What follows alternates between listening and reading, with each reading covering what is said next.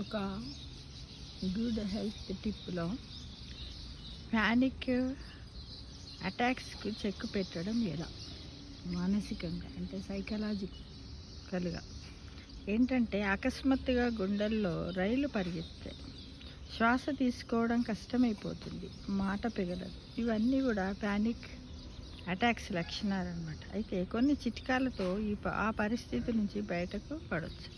అది ఎలాగంటే, ఒకటి శ్వాసతో ఇలా నెమ్మదిగా 4 అంకెలు లెక్క పెడుతూ శ్వాస పీల్చుకోవాలి. గాలి పీల్చుకున్న తర్వాత 4 అంకెలు లెక్క పెట్టాలి. తర్వాత 4 అంకెలు లెక్క పెడుతూ శ్వాస వదలాలి. ఇలా 1 2 3 4 ఇట్లా.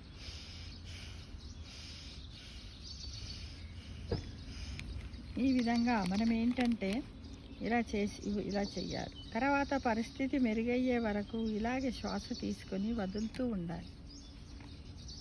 ఇంకొకటి రెండవది ఏంటంటే చూపు, స్పర్శ, రుచి. కంటికి ఎదురుగా కనిపించే 5 వస్తువుల పేర్లు చెప్పాలి.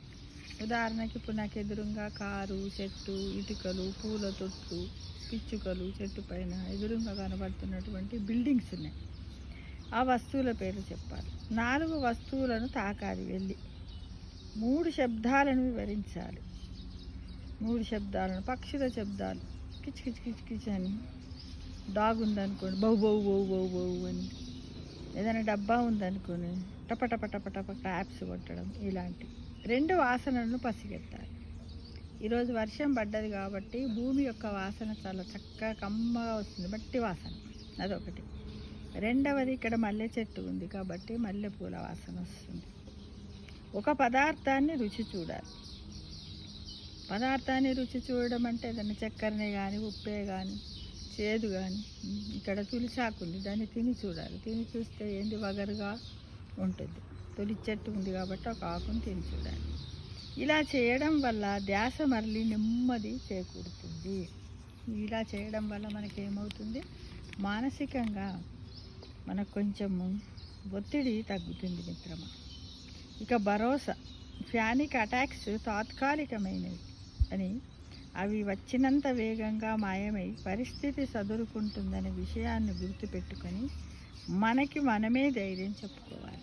ఇలా ఏమన్నా మనకు చెస్ట్ పెయిన్ కానీ, గ్యాస్ట్రిక్ ట్రబుల్స్ కానీ, ఇలా ఎన్నో రకాలవి మనకు వచ్చినట్టయితే మనం ఏం చేయాలి, వాటిని అన్నింటిని కూడా మనం అధిగమించి మనమే నిర్ధారణ చేసుకుంటూ మానసికంగా మనం నాకేం కాదు, ఇలానే వస్తాయి, నేను ఇలా అన్నిటితో చేస్తాను, చిటికాలతో ప్రతి ఒక్కదాన్ని నేను దూరం ఉంచుకుంటాను అనే ఒక మంచి ఒపీనియన్తో మనము ఈ పానిక్ అటాక్స్కు వదిలివేయచ్చు. మనం ఎలా అంటే అలా చెక్ పెట్టుకోవచ్చు. కాబట్టి మన ఆరోగ్యం అంతా కూడా ఎలా ఉంది, మన గుప్పిట్లోనే ఉన్నారు మిత్రమా.